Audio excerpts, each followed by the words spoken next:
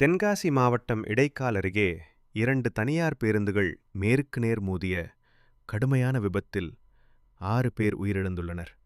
மேலும் 40க்கும் மேற்பட்ட பயணிகள் பல்வேறு அளவில் காயமடைந்துள்ளனர். அவர்களில் சிலரின் நிலை ஆபத்தானதாக உள்ளதாக தகவல் தெரிவிக்கப்பட்டுள்ளது.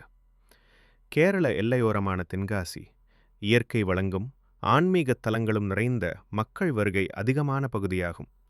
இதனால் இங்கு அரசு மற்றும் தனியார் பேருந்துகள் தினமும் பெருமளவில் இயக்கப்பட்டு வருகின்றன.